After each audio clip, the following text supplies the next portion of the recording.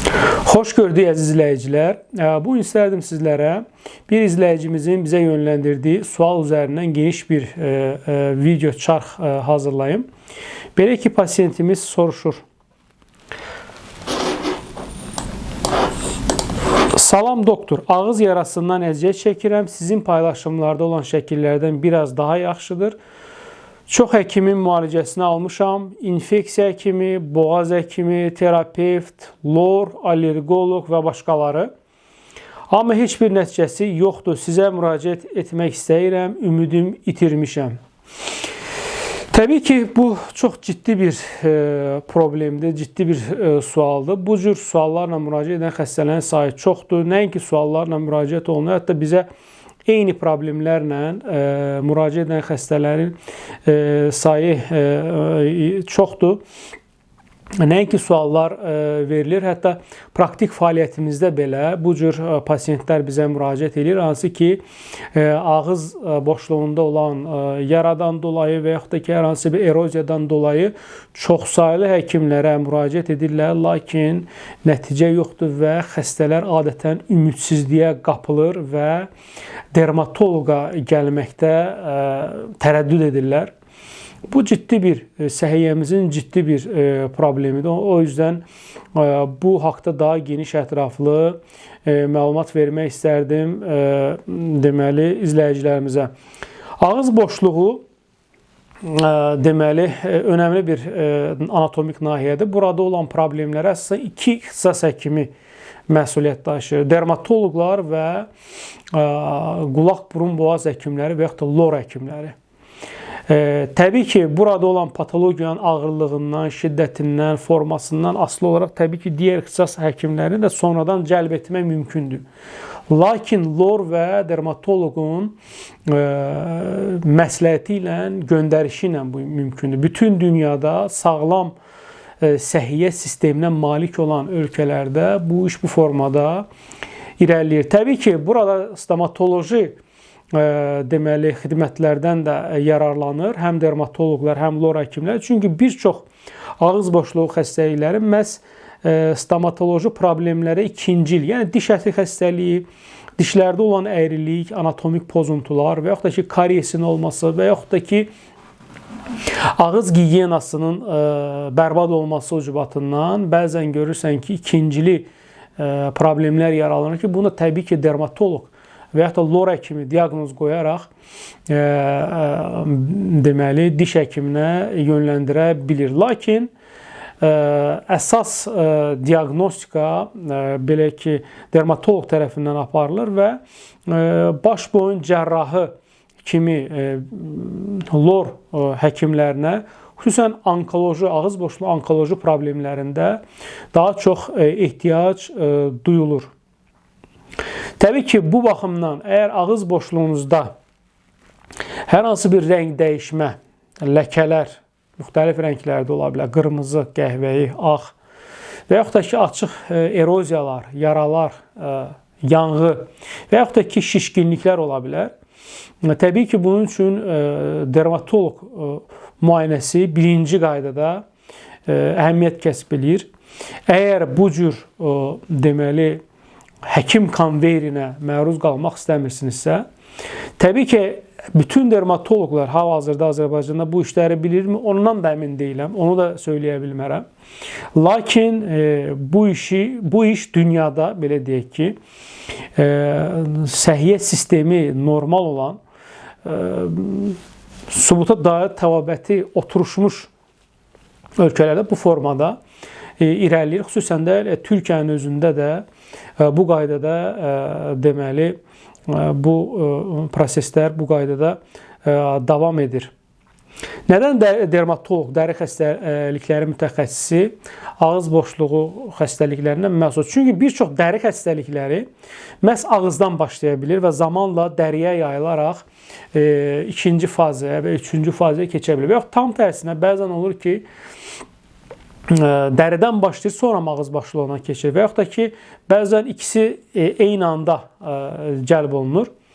Və yaxud da bir çox infeksiyöz, lokal infeksiyöz xəstəliklər də, eyni zamanda cinsi yolla keçən xəstəliklər belə ağız boşluğundan başlaya bilir. Bu baxımdan diferensial diaqnostika üçün məhz xəstəliklərin düzgün, ağız boşluğunda olan xəstəliklərin düzgün diaqnostikası üçün dermatoloqun məharəti, onun diferensial diaqnostik zəkası burada çox önəmlidir. Çünki 3000-dən yaxın nazologiya vardır. Bütün ixtisaslarda görülən xəstəliklərdən daha çox deməli görsənir. Yəni dermatologiyada xəstəliklərin siyahısı və təbii ki, burada ağız boşluğu xəstəliklərinin sayı və çeşidi də çoxdur. Buraya təbii ki, biz pemfigus, aftostomatitlər, onkoloji proseslərin özünü göstərən deməli törəmələr və yaxud da ki, ləkə şəklində özünü göstərən dəri xəstəlikləri vardır ki, bunların mütləq şəkildə hər bir dermatoloq diferensial diaqnostikasını apara bilməlidir. İnfeksiyoz həkimə müraciət etmişdi bizim xəstəmiz. İnfeksiyoz həkimin burada ümumiyyətlə, nəinki bu ağız boşluğu, ümumiyyətlə dəridə deməli müdaxiləsi yalnız dermatoloqun yenə də göstərişi ilə və tələbi ilə bu mümkün ola bilər. Çünki dəri xəstəlikləri əksərən lokal infeksiyalardır. Bu infeksiyaları əksər hallarda dermatoloq tərəfindən müalicə olunur. Sistemik infeksiyalar da, bəzi yumşaq toxuma infeksiyaları, məsələn qızıl yel, selülit, erizipel və digərləri də dermatoloq tərəfindən ilkin olaraq müalicə olunur. Lakin infeksiyonistin əsas vəzifəsi nəinki dermatologiya, bütün deməli ixtisas həkimlərlə münasibətə əsasən müalicəsi gəlizləşmiş, sistemik infeksiya halına keçmiş, fəsadlaşmış, polimikrobial hal almış və yaxud da ki, rezistentliyi olmuş infeksiyalar zamanı yalnız o halda xəstə müvafiq ixtisas həkiminin tövsiyəsi ilə xəstə yönləndirə bilər infeksionist həkimə. Yəni, infeksionist həkimlər elə yerdən qalxan hər bir pasiyent gedin bir infeksionist həkimə bir dəyim, belə bir anlayış yoxdur dünyada. Çünki infeksionist həkimin işi daha spesifikdir, daha onlara diaqnozu əvvəlcədən bəlli olmuş xəstələr yönləndirilir ixtisas həkimləri tərəfindən və onlar sadəcə mürəkkəbləşmiş, fəsadlaşmış, komplikə olmuş deməli bu infeksiyaları öz üsullarına uyğun olaraq bəzən ikili, üçlü antibiotiklərlə, bəzən əlavə tədbirlərlə onu aradan qaldırmağa çalışırlar. Sosial şəbəkələrdə çox təəssüf ki, rüsvayçı, özünü rüsvay edə biləcək, yəni infeksiyonist həkim kimi təqdim edən adamlar, bilmirəm, onlar həqiqətən bu ixtisasın sahibidir ya yox, amma təqdimatda belə bir insanlarda, soydaşlarımıza belə bir təsəvvür yaratmağa çalışırlar ki, infeksiyonist harda infeksiya varsa onu müalicə etməlidir, harda infeksiyöz bir proses varsa dərhal ora cəlb olunmalıdır. O cümlədən dermatologiyanın lokal infeksiyaları, hansı ki brazillər, molluskum, kandiloma və yaxud da ki göbələk infeksiyaları, lokal bakterial infeksiyalar, impetigolar və s. Bəzən bunların müalicəsi ilə əlaqəli paylaşımlar sunulur. Təbii ki, bunlar infeksiyonist peşəsinin, yəni ixtisasının şanına zərər gətirə bilən və yanlış fəsadlara, necə ki bu bizim az öncə sual verən pasiyentimizdəki kimi ümidsizlik, səhiyyəyə qarşı mənfi emosiyalar və ümidsizlik deməli problemləri yarada bilər.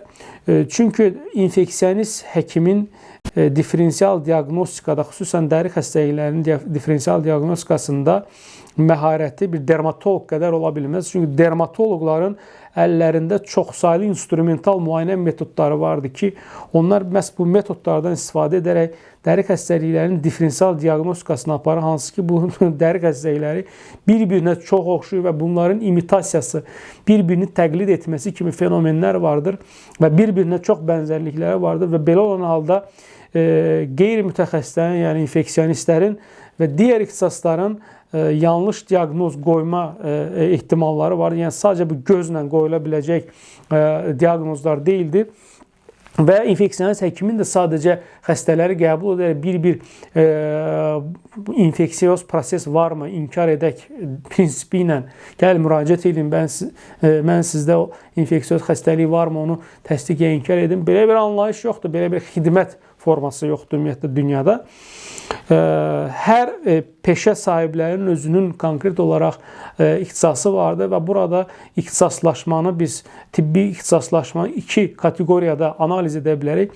Ön halqa deməli ixtisas həkimləri vardır və arxa halqa ixtisas həkimləri vardır. Ön halqa həkimləri təbii ki, yəni ön cəbhədə, ön sırada duran xəstələrin ilk olaraq müraciət etdiyi deməli ixtisas həkimləridir. Bunlar hansı ki orqan və sistemlərdə məsul olan ixtisas həkimləri birbaşa olaraq. Məsələn, bura təbii ki ağciyər həkimləri, məsələn, ağciyərdən məsul olan pulmonoloqlar, ürəkdən məsul olan kardioloqlar və yaxud da ki böyrəkdən məsul olan uroloqlar və yaxud da nefroloqlar, eləcə də dəri, dırnaq, saç və ağız boşluğu xəstəlikləri məsul olan dermatoloqlar vardır və bu problem zamanı təbii ki, birbaşa dermatoloqa müraciət olunmalıdır. Təbii ki, mütərəqqi səhiyyəyə sahib olan ölkələrdə general practitioner və yaxud da ki, ailə təbabəti, ümumi tibbi xidmət, ilkin ibtidai tibbi xidmət göstərən deməli həkimlər də var. Lakin bu sistem bizdə oturuşmadığı üçün bunları kənara qoyuram. Birincili, əgər müraciət olunacağınız deməli həkimlər varsa, bu təbii ki, ixtisas həkimlərdir. Digər ixtisaslarda müəyyən çətinliklər ola bilər. Məsələn, deyək ki, xəstənin bel ağrısı var. Xəstə bilməyə bilər ki, bunun mənşəyi nədəndir. O anlaya bilməz ki, bu revmatoloji problemdəndirmi, degenerativ proseslərə bağlıdır, yəni ortopedə mi getmək lazımdır və yaxud da ki, osteoporoz, metabolik proseslərdənmi qaynaqlıdır, endokrinoloqa getmək mi lazımdır və yaxud da ki, nevroloji problemlərdən qaynaqlana bilər. Bunu o bilməyə bilər və bunun üçün təbii ki, bir terapevt, ümumi bir həkimin yanaşması lazımdır. Lakin dəri, saç, dırnaq xəstəliklərində başqa, belə deyək ki, düşüncə ola bilməz. Çünki bunlar xaricdə yerləşən orqanlardır.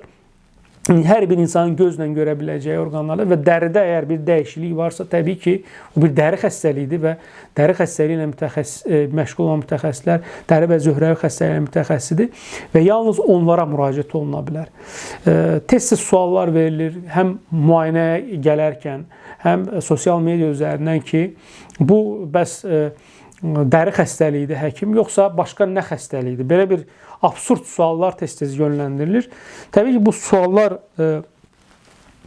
çox mənfi hisslər oyadan suallardır. Əlbəttə ki, gözlə görülə biləcək bir orqanda əgər bir problem varsa, təbii ki, bu suallar verilməməlidir və bu dermatoloji problemdir. Lakin çox təəssüf ki, insanlarımız bu sualı verirsə, demək ki, burada beyin yuma, beyin yıkama, belə deyək ki, hadisəsi vardır.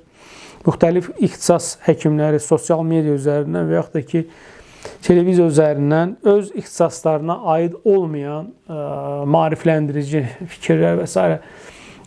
söyləyirlər və bunun nəticəsində təbii ki, insanlarda beyin yuma adi məsələdən dolayı beyin yuma hadisəsi baş verir. Onlar dəridə yaranan problemlərin dermatoloq tərəfindən həll edildiyini anlamır və yaxud da onu tərəddüd edirlər və başqa həkimlərdən mədət umma biləcəyini düşünürlər. Təbii ki, burada bir şey bilmək lazımdır ki, dəri əgər daxili xəstəliklər fonunda özünü göstərirsə, bunu yenə də dermatoloq təyin etməlidir. Bu onun vəzifəsidir.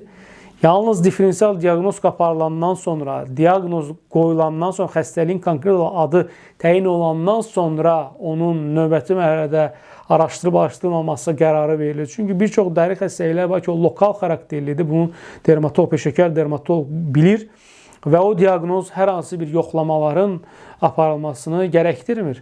Lakin diaqnoz qoyulandan sonra ki, məsələn, xəstədə bu problem endogen səbəblərdən qaynaqlana bilər və bunu da dermatoloq deməli ilkin yoxlamalar apararaq təyin edə bilir.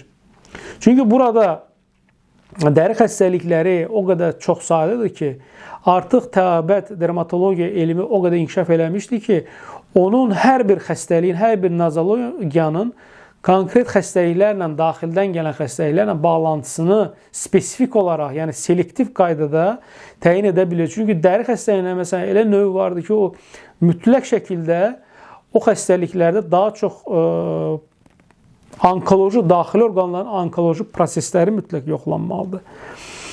Hətta daha dəqiq növünü selektiv qaydada növünü belə hətta təyin etmək mümkündür. Təbii ki, bəzi xəstəliklər vardır ki, bizə məcbur edir ki, daha çox daxildən gələn infeksiyoz prosesləri yoxlayaq. Bəzi dəri xəstəlikləri vardır ki, daha çox sistem xəstəlikləri, yəni avtoimmun mənşəli, deməli, revmatizmal xəstəlikləri yoxlamağa sövq edir. Və yaxud da ki, bəzi dəri xəstəlikləri var ki, daha çox endokrinoloji və yaxud da ki, metabolik proseslərlə əlaqəli olduğu üçün bu xəstəlik məcbur edir ki, o istiqamətdə araşdırmalar aparaq. Bəzi xəstəliklər var ki, immun sisteminin problemlərinə işarədir. Bəzi xəstəliklər var, ümumiyyətlə heç bir daxili orqanlarla bağlantısı yoxdur, sırf lokal problemlərdir. Bəziləri var, ümumiyyətlə psixiatrik problemlərlə daha çox bağlı. Bu baxımdan bu araşdırmalar, yoxlamalar, diaqnostika, korrelyasiyalar və s. hamısı yalnız dermatoloq tərəfindən aparılmalıdır. Bütün mütərəqqi, inkişaf etmiş səhiyyəsi olan ölkələrdə bu formadadır. Hər hansı bir daxili xəstəliklər mütəxəssisinin, o cümlədə infeksionist xəstəliklər mütəxəssisinin, infeksionistlərin gəl səndə dəridə, gəl mən səni yoxlayım, inkar edim, gəl sənin ayağına baxım, orada göbələk varmı, yoxlayım, gəl sənin bir baxım qızıl yelin varmı, yoxlayım, ağzında nə bilim herpes varmı.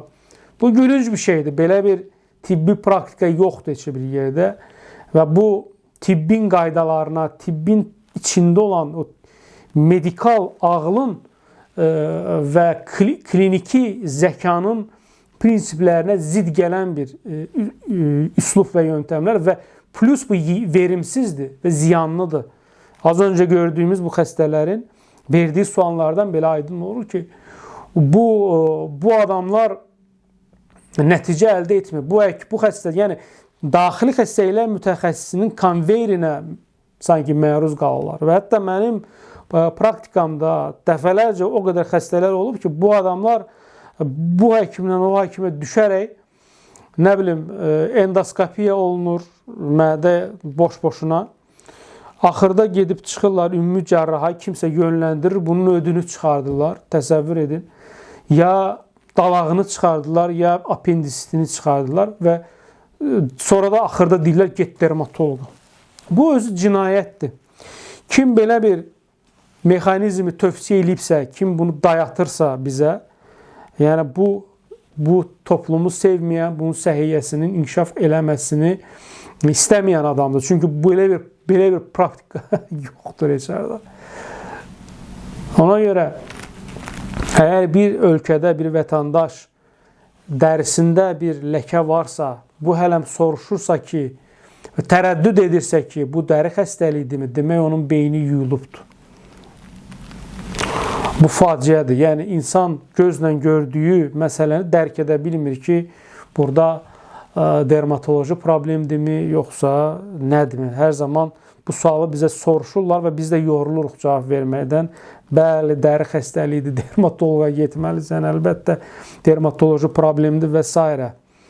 Çünki maariflənmədə problemlər var və hətta deyərdim kannibalizm hadisəsi var. Buna kannibalizm, medikal, tibbi kannibalizm adlandırıram.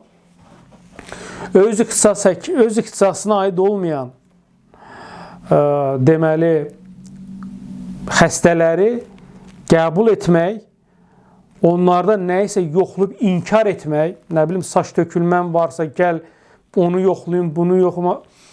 Yəni, saç tökülmənin birincili yəni mütəxəssisi dermatoloqdur. Yəni dermatoloq müayinə etməlidir ki, bu adamda ümumiyyətlə saç tökülmə varmı? Çünki saç tökülmənin bir çox xəstələrdə ümumiyyətlə ilkin müayinələr sırasında, yəni psixogenik olduğu, yəni daha çox həyəcan təşviş fonunda saç tökülə bilər deyə müraciət edirlər və müayinə sırasında məlum olur ki, bunda saç tökülmə problemi yoxdur. Laborator analizlərə də ehtiyac yoxdur. Çünki ilkin müayinələr var, dermatoskopik müayinələr var, trixoqram müayinələri var, anagen, telogen nisbəti təyin olunmalıdır. Yəni bunlardan sonra yalnız qərar verilə bilər ki, yoxlamalara ehtiyac varmı ya yox. Və yaxud da saç dibində ola bilər xəstədə iltihabi bir proses saç dibi xəstəliyi olsun ki, bu reaktiv olaraq saç tökülmə verə bilər. Yəni buna da birbaşa gerçək saç tökülmə deyilmir. Və həmin dəri xəstəliyi müalicə olunandan sonra bu problem avtomatik öz-özünə itir gedir. Bu baxımdan saç xəstəliklərində də biz görürük ki, müxtəlif dəxlisiz ixtisas həkimləri, xüsusən endokrinoloqlar, yəni xəstələrə ağıl öyrədirlər ki, nə etmək lazımdır. Yəni saç tökülmə endokrin problemləri ola bilər.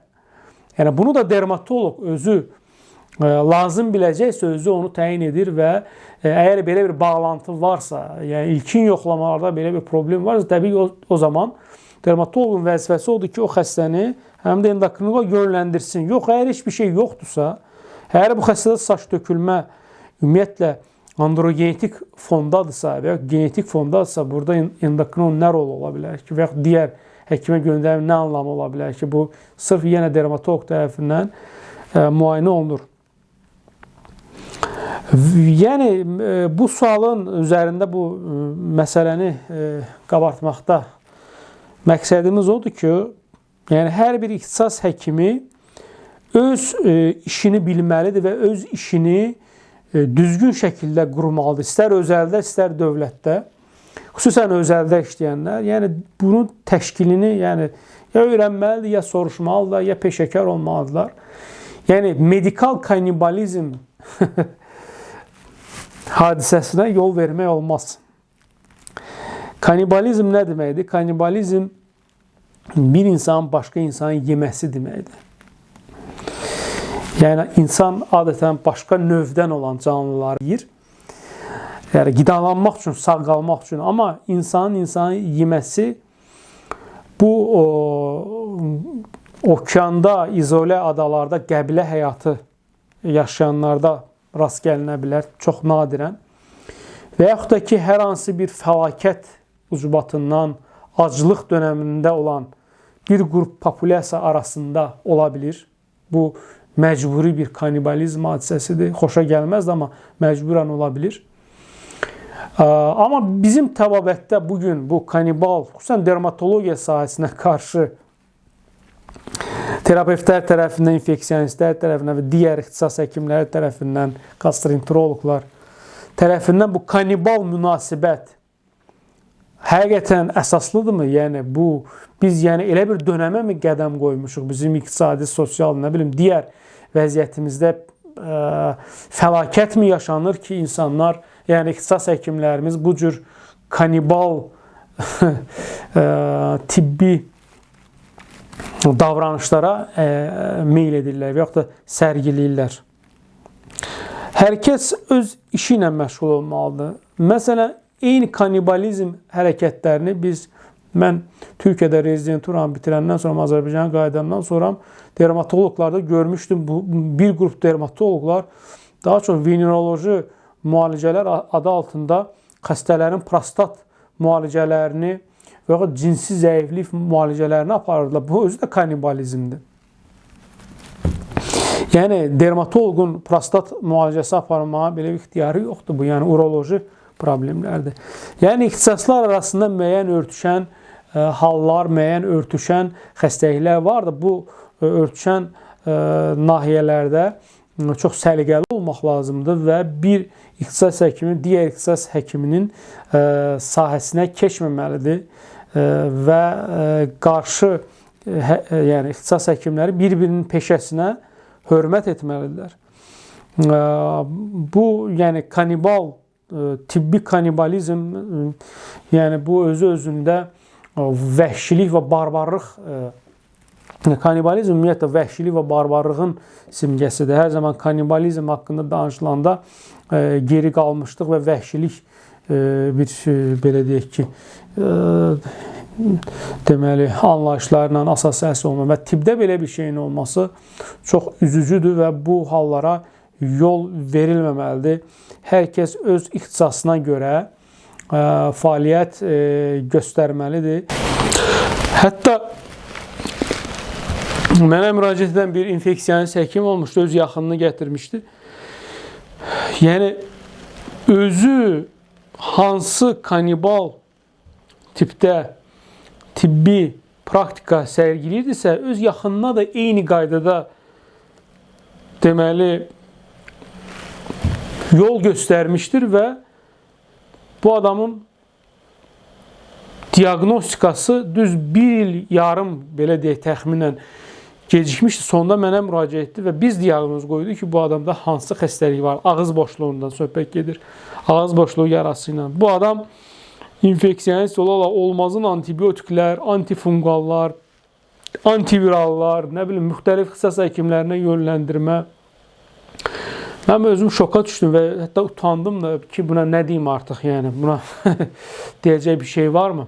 Və il yarımdan sonra biz, yəni mən dermatoloq olaraq buna diaqnoz qoydum ki, bu sırf dermatoloji problemdir, ağız boşluğundakı eroziya və yaranın. Ona görə bu videonun hazırlanması həm də məqsəd odur ki, yəni biz dermatoloq olaraq, söhbət məndən gedir ki, mən artıq şahidiyəm ki, bu cür praktika artıq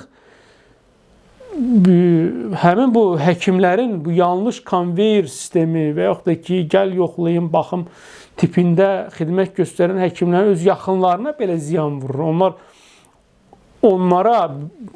Onların öz yaxınlarına belə xeyri yoxdur bu yanaşmanın. Bu baxımdan bu dermatoloji, xüsusən ağız boşluq xəstəliklərinə qarşı kannibal münasibət və yaxud da ki, öz ixtisasının o cövhərindən o uzaq tibbi praktika, hər bir ixtisasın özünün funksiyası vardır. Belə deyək ki, mərkəzi vəzifəsi var. Ondan kənar çıxmaq olmaz, başqasının işinə, başqa ixtisas həkiminin deməli işinə müdaxilə etmək olmaz, xəstələrinə müdaxilə etmək olmaz. İnfeksionist həkimin əsas vəzifəsi az öncə söylədiyim kimi yanaşı gedən, məsələn, şəkər xəstəliyi ucbatından və yaxud da ki, HIV və yaxud da birincili və ikincili immun yetməzliyindən dolayı və yaxud da transplant xəstəliyi geniş yayılır artıq Azərbaycana, dünyada çoxdandan var bu.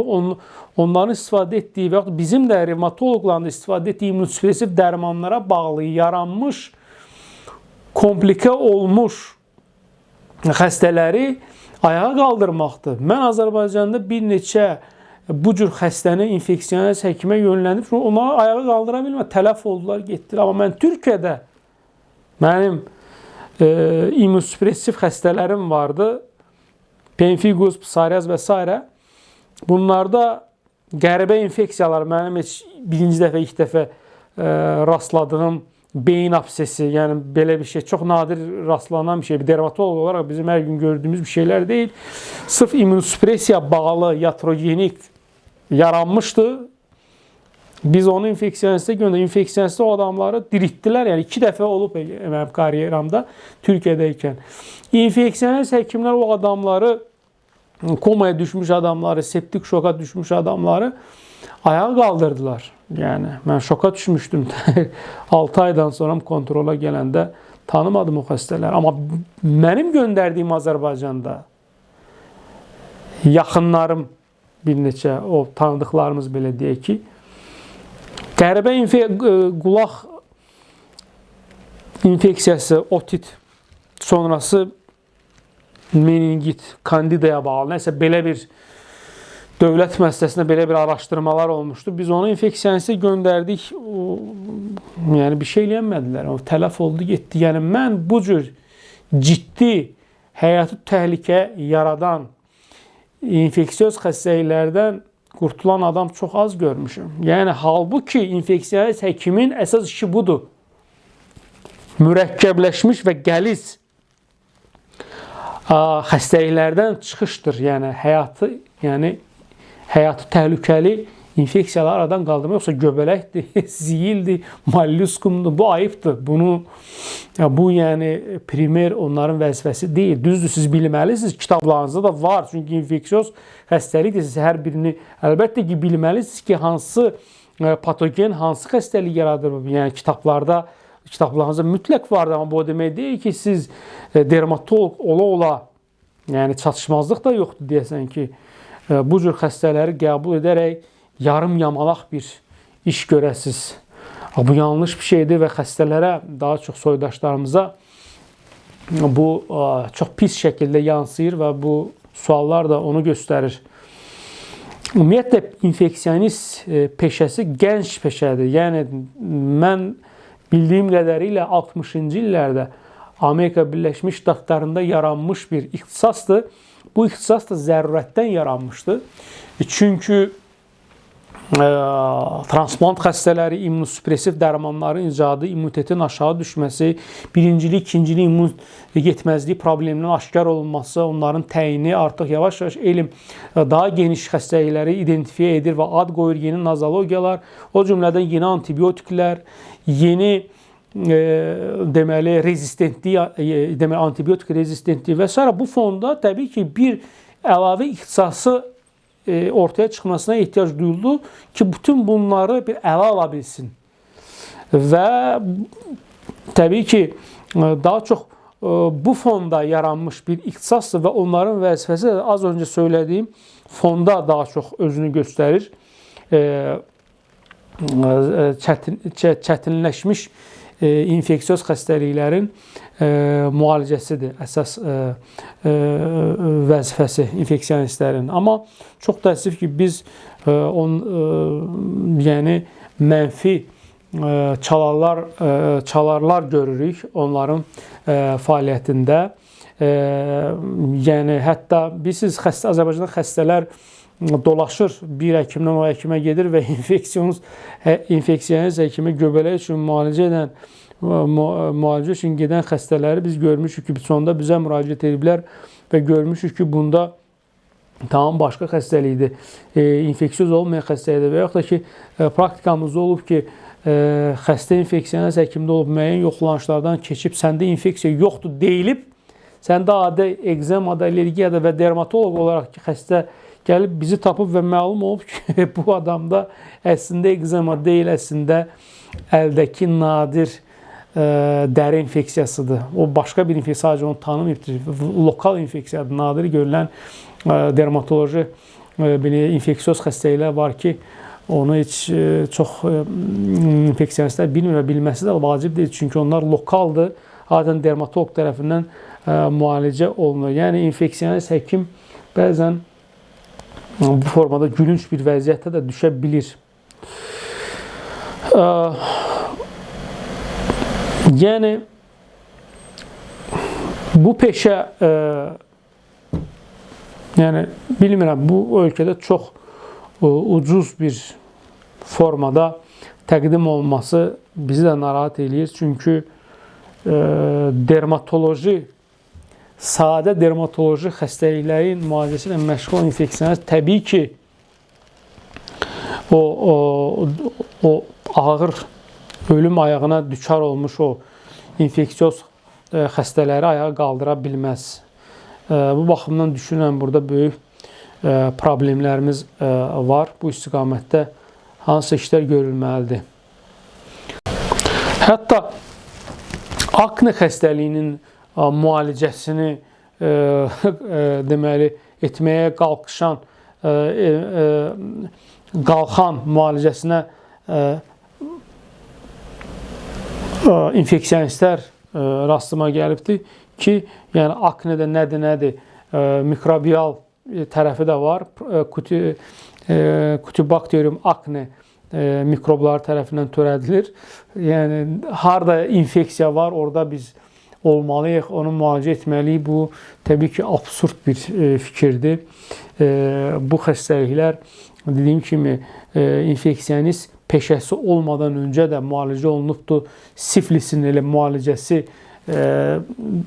infeksionist həkimlər olmadan öncəki dönəmlərdə artıq dermatoloqlar onun müalicəsini aparırdılar. Ağır hələm antibiotik erasına qədəm qoymamışdan öncə ağır metalların duzları ilə onların müalicələrini aparırdılar. Yəni mən düşünürəm ki, hər kəs yenə öz ixtisasına fokuslanmağı bacarmalıdır və digər ixtisas həkimlərinin sahəsinə girməməlidir və hörmət etmək lazımdır. Bizim də dermatoloq olaraq bizim də kitablarımızda təbii ki, söylədiyim kimi daxili xəstəliklər fonunda yarana bilər, dəri xəstəlikləri və orada da təbii ki, orada müxtəlif daxili xəstəliklərin adları keçir. Və mən rezidentura dönəmində bu xəstəlikləri öyrənmək üçün əlavə səylər məcbur oldum ki, bunları da, çünki buna bir-birinə əlaqəli olduğu üçün daxili xəstəliklərdə də bir anlayışımız olmalıdır. Və bizim yükümüz həqiqətən teoretik olaraq yükümüz çox artmışdır. Mən təzə rezidenturaya başlayanda belə bir ssenari gözləmirdim. Mən düşünürdüm ki, yalnız burada dəri xəstəlikləri ilə biz məşğul olacaq və dəri xəstəlikləri öyrənəcəyik. Amma məlum olur ki, bu bəzi xəstəliklər sistem xəstəlikləri fonunda yarana bilər, daxili xəstəliklə əlaqəsi var. Biz məcbur onları öyrənməli olduq. Lakin biz bunlara rəğmən, daxili xəstəliklərdən anlayışımız olmasına rəğmən biz bu xəstələri qəbul etmirik və biz bu xəstələrin müalicəsi ilə məşğul deyilik. Yəni bunları heç bir zaman biz nəzarətimizə götürmür və bunları maarifləndirmirik. Daxili xəstəliklərlə əlaqəli biz hər hansı bir kontentlər paylaşmırıq. Çünki bizim sahəmiz deyil, bu bizim işimiz deyil. Baxmayaraq ki, yenə də dəri xəstəliklərlə daxili korrelyasiyasını qururuq, amma sadəcə ona qədər, yəni ondan sonraki mərhələdə əgər ciddi bir sistem xəstəliyi varsa, aidiyyatlı ixtisas həkiminə yönləndirilir və müalicələr lazımdırsa, müştərək lazımdırsa, yəni dermatoloji tərəfi yoxdursa bu işin, sadəcə deməli, daxili xəstəliklər mütəxəssis tərəfindən bu məsələ həll olunur. İnfeksiyoz həkimlər daha çox gündəmdə olmalıdırlar. Müalicəsi çətin, artıq reanimasiya düşməkdə olan və yaxud da ki, ciddi sistemik əlamətləri olan xəstələri ayağa qaldırmaqla məşğul olmalıdır və onlar bununla qürur duymalıdır. Çünki bu həqiqətən həyat qurtarıcı bir performansdır. Yəni bu ixtisas həkimlərinin eyni zamanda pandemiya, yəni dönəmində də biz bunu gördük. Pandemiya tam bu infeksionist həkimlərinin belə deyək ki, əsas gördüyü işlər sırasındadır. Onun təşkili, ondan çıxış yolları və s. Ancaq pandemiya hər zaman olmur, epidemiya olmur. Normal, sakit, dinç dövrdə bu ixtisas həkimləri daha çox, dediyim kimi, digər ixtisas həkimlərin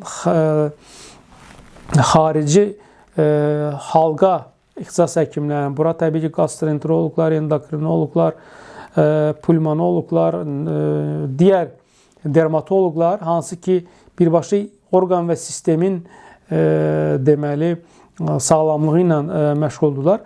Daxili halqa deməli həkimləri, ixtisas həkimləri isə bunlar təbii ki, infeksionistlərdir və yaxud da ki, radioloqlardır, patoloqlardır, alqoloqlardır və digər alt ixtisas əldə etmiş digər çox dar ixtisas sahibləridir ki, bu ixtisas həkimləri birbaşa xəstə yerindən qalxıb getməz. Bunlara adətən ixtisas həkimləri göndərir, ehtiyac olduğu üçün çox dar ixtisas xidmətinə ehtiyac olduğu təqdirdə yönləndirirlər və biz dermatoloq olaraq da lazım biləndə dəridə, ağız boşluğunda, saçlı dəridə, dırnaqlarda əgər polimikrobial bir vəziyyət varsa, Əgər rezistent bir durum varsa antibiotiklərə qarşı və yaxud da ki, immunsüpressiv vəziyyət varsa, bu birincili ola bilər, ikincili ola bilər və belə olan halda təbii ki, yalnız bu halda, yəni arxa dayağımız belə deyək ki, rolunda çıxış edən infeksionistlərə müraciət edir. Yoxsa infeksionistlər binəy qədimdən müalicəsi dermatoloq tərəfindən aparılan və müalicəsi artıq bilinən, müalicəsində hər hansı bir çətinliyi olmayan lokal proseslərin, lokal infeksiyalar, xüsusən kandiloma, papillomalar və yaxud da ki, molluskum, ziyillər, impetigolar və yaxud da göbələk infeksiyalarının müalicəsi ilə məşğul olmamalıdır. Bu cür praktikalar, yəni bizim sosial şəbəkələrdə qarşımıza çıxır və bu çox məyus edici bir haldır ki, bəzi özünü infeksionist adlandıran, bilmirəm onlar həqiqətən həkimdirmi, diplomları varmı ya yox, özlərini və peşəsini belə deyək ki, gözdən salır, onun şanına, şərəfinə ləkə yaxırlar. İnfeksionist peşəsi çox önəmli peşədir və bu digər ixtisas həkimlərinin üzləşdiyi problemli infeksiyaların aradan qaldırılması üçün bizim arxa dayaq, belə deyək ki, ixtisas həkimlərindəndir. Ona görə bunların bu formada təqdim olunması yol verməz. Kimsə bu işlə məşğul olmalıdır. Eləcə də digər ixtisas həkimlərinin də dermatoloji deməli xəstələrə qarşı kannibal münasibətinə də son qoyulmalıdır. Belə bir konveyer, daxili xəstəliklər mütəxəssisi arasında konveyer mexanizminin yaradılması bu tibbi kliniki zəkanın belə deyək ki, prinsiplərinə ziddir və ziyanlıdır və biz bu praktikada da bunu yaşayırıq. Çünki bu cür suallar verilirsə, az öncə danışdığımız tərzdə suallar verilirsə ki, ey dermatolog, bu dəri xəstəliyidir, yoxsa nə xəstəliyidir tipində tonlarla suallar verilir və yaxud da ki, çox saylı həkimə gedib şəfa görməyən dəri xəstələri var ki, hansı ki, nəhayətdə təbabətdən üz döndərirlər və küsürlər və təbii ki, bu çox günah, həm də günahdır bu, mənəvi şeyi də var, bu işin yükü də var və sonuçda səhiyyədən üz döndərirlər bu insanlar. Ona görə hətta bəziləri amputa olurlar, yəni dediyim kimi deməli həyatı vacib olmayan orqanların itirilməsi, yəni xolesistektomiya, apendektomiya, nə bilim splenoktomiya kimi hadisələrə məruz qalırlar. Yəni adi qaşıntıdan dolayı. Və bizə müraciət edəndən sonra biz baxırıq ki, bu adi bir qaşıntıdır. Burada heç yoxlamalara ehtiyac yoxdur. Ona görə mən bunu izləyicilərimizə, bu videonu izləyicilərimizə deməli paylaşıram. Onlar üçün hazırladım. Çünki o tipdə suallar çox gəlir və düşünürəm ki, bu digər həkimlərə də maraq, yəni belə deyək ki, digər həkimlərə də bir göndərmə olar və bu cür praktikalardan, konveyer tipində tibbi xidmətdən və gəl yoxlayım, inkar edim, gəl baxım infeksiya varmı səndə, yoxdursa göndərim, belə bir anlayış yoxdur. Bu tamamilə təbabətin qaydalarından, ümumiyyətlə, klinik prinsiplərinə zidd bir şeydir. Dermatoloq yalnız yönləndirə bilər terapevtlərə, ixtisas həkimlərinə, əgər əsaslı dəri xəstəliyinin fonunda bir daxili xəstəlik durursa və yaxud komplikə, fəsadlı, infeksiyoz dəri xəstəliyi və ağız boşluq xəstəliyi varsa, o zaman infeksionistə yönləndirilə bilər. Digər həkimlər bu tipdə yoxladım, heç nə yoxdur, indi sən bax tipində anlayış yoxdur, belə bir praktika yoxdur, bu ziyanlı və yanlışdır. Bu xəstələrin verdiyi suallardan da biz bunu anlayırıq və xəstələrin amputa olaraq gəzməsi, yəni heç bir səbəbsiz, yəni appendix, yəni ök kisəsi və dalağın çıxarılması və sonda məlum olur ki, bunun qaşıntısı bununla əlaqəli deyil. Sonra göndərirsiniz dermatoloqa, bu utanc verici bir şeydir. Bundan artıq əl çəkmək lazımdır.